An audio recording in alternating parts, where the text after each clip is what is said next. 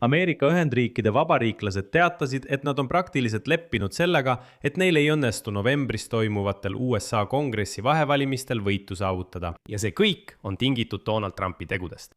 Aastane inflatsioon tõusis peaaegu 3 aasta kõrgeimale tasemele. Ameeriklased suhtuvad üha halvemini vabariiklastesse kongressis, president Donald Trumpi tegevusse inflatsiooni ohjamisel ning üha halvemini sõtta Iraaniga. Ja Trumpi reitingud, heakskiidu reitingud mitmes küsitluses on langenud tema teise ametiaja madalaimale tasemele. Ja Valge Maja peamine sõnum, et olukord on ikkagi parem kui Joe Bideni ajal, enam peaaegu ei toimi. Ja nüüd on mitmed küsitlused tõesti näidanud, et üha rohkem ameeriklasi on rahulolematud USA presidendi Donald Trumpi tegevusega seoses sõjaga Iraaniga ja hindade tõusuga.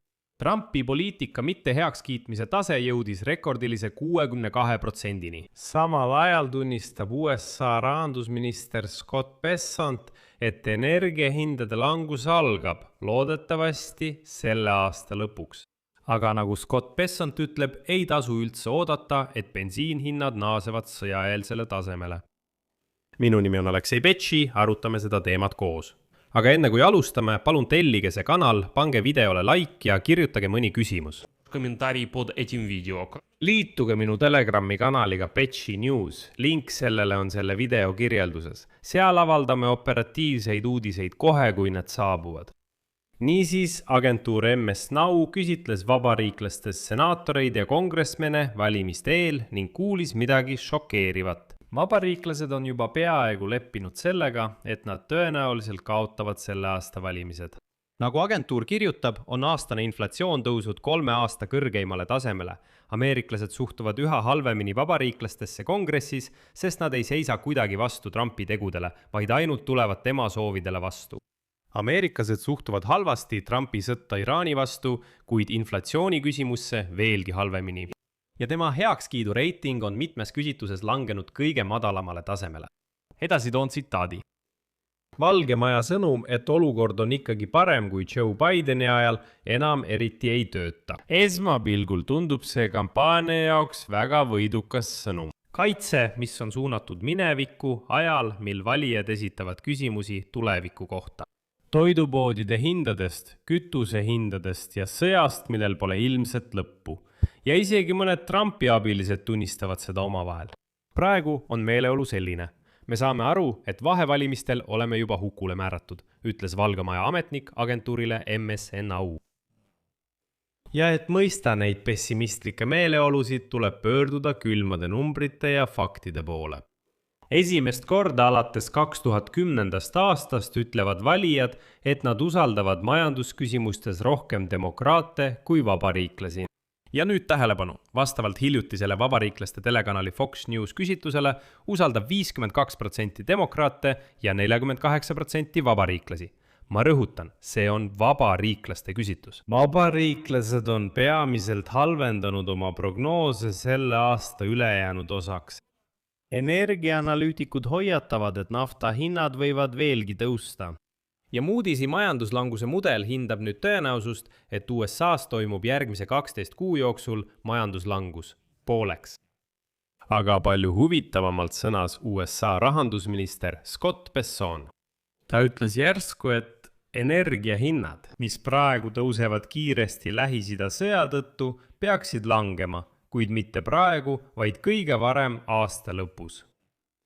Tema sõnul on nafta hinnad pärast selle konflikti lõppu märgatavalt madalamad, kuid mitte kohe. Ja mida kauem see sõda kestab, ütleb Bessent, seda kauem võtab turul taastumine aega. Aga juba praegu on selge, et vabariiklik partei läheb kongressi vahevalimistele vastu kõrgete hindadega. Bensiinihindadega. Ja see on ajalooliselt alati mõjutanud valijate meeleolusid USA's. Sellegipoolest siin on, mida kirjutab MSNO. Valges Majas kutsutakse üles mitte vabariiklasi maha kandma. Kui 2024 aasta midagi näitas, öeldakse seal, siis seda, et poliitiline olukord võib mõne nädalaga kardinaalselt muutuda. Uudised muutuvad kiiresti ja valijatel on lühike mälu. Ühe ametniku sõnul ei paista Valge Maja sisemised küsitlused kuigi roosilised, mitte nii pessimistlikud kui avalikud. Tööd on veel väga palju ja see pole saladus, kuid aega on samuti piisavalt, ütles see ametnik. samal ajal kasvab vabariiklastest strateegide seas ärritus. Nad leiavad, et president Trump ja tema meeskond keskenduvad võtmeküsimustele liiga aeglaselt. Selle asemel tegeleb Trump sõjaga Iraaniga ning samuti $400 miljonit maksva pallisaali ehitamisega Valges Majas. Что стало все-таки политической проблемой? See on sümboliks, et tegemist on teatud irdumisega valijate tegelikest probleemidest. Ehk siis valijatel tõusevad bensiinihinnad, toiduainete hinnad kasvavad, inflatsioon suureneb. Ja Trump kulutab samal ajal $400 miljonit pallisaali ehitamiseks, kus ta saab koos külalistega pidulikult õhtustada. Samal ajal on üha rohkem ameeriklasi rahulolematud USA presidendi Donald Trumpi tegevusega seoses sõjaga Iraani vastu ja hindade tõusuga. Ja nüüd selle saate kõige huvitavam osa. Usaldamatus Donald Trumpi poliitika suhtes on jõudnud 62%-ni. Need on 3 meedia, Washington Posti, ABC Newsi ja Ipsose poolt läbi viidud küsitluste tulemused. See on rekord kogu Donald Trumpi presidendi aja jooksul, kaasa arvatud tema esimene ametiaeg. Presidendi üldine heakskiidureiting langes 37%-ni. Samal ajal toetab Donald Trumpi sõltumatutest valijatest vaid 25%. Kõige enam mõjutavad reitingut välispoliitika ja majandus. USA sõda Iraani vastu kritiseerib juba 66% ameeriklastest ja ainult 33% suhtuvad sellesse positiivselt. Donald Trumpi majandusmeetmeid toetab 34% kodanikest. Langus oli 7% punkti seoses bensiini hinna tõusuga. Ja nagu ütles Bessent, pole bensiinide hinna langust oodata enne selle aasta lõppu. Seega langevad siin ka reitingud. Presidendi inflatsioonipoliitika heakskiit langes 27%-ni. Kõige madalamad hinnangud sai Trump elukalliduse poliitika eest. Seda toetab vaid 23% ameeriklastest, samas kui 76% ei toeta. 76% ameeriklastest ütleb, et Trumpi elukalliduse poliitika on kohutav. See on negatiivne, see on halb, 76%. Ja siin on paradoks, sest isegi Donald Trumpi jaoks traditsiooniliselt tugev teema, migratsioon, on samuti miinuses. Selle suuna meetmeid kiidab heaks 40% ameeriklastest, kuid 59% on vastupidisel arvamusel. Nemad on Trumpi migratsioonipoliitika vastu. Pealegi kasvavad ameeriklaste seas kahtlused Trumpi võimes riiki üldse juhtida. 59% arvab, et tal jääb vajaka vaimsest teravusest. 55% leiab, et tema füüsiline seisund ei võimalda tal presidendi kohustusi tõhusalt täita. Veel 71% kodanikest teab teda ebaausaks ja ebausaldusväärseks. 67% on kindlad, et ta ei suuda teha kaalutletud otsuseid. Ja 54% iseloomustavad teda kui nõrka juhti. Negatiivseid hinnanguid said ka Trumpi administratsiooni võtmeisikud. Eelkõige tervishoiuminister Robert Kennedy Jr., FBI direktor Kesh Patel, Pentagoni juht Pete Hegseth, asepresident J.D. Vance ja välisminister Mark Rubio.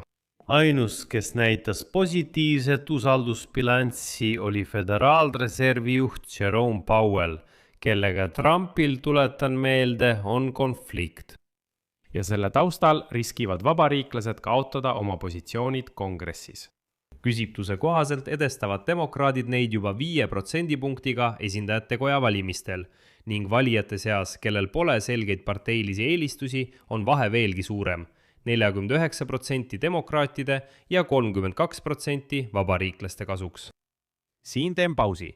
Kirjutage oma arvamus ja järeldused selle video kommentaaridesse, tellige kanal, vajutage kellukesele ja ärge unustage laiki panna. Lisaks, kui soovite toetada selle YouTube'i kanali tööd, saate seda teha annetuse või tasulise sponsortellimuse kaudu, kasutades video all olevates linkides ja kirjelduses toodud andmeid.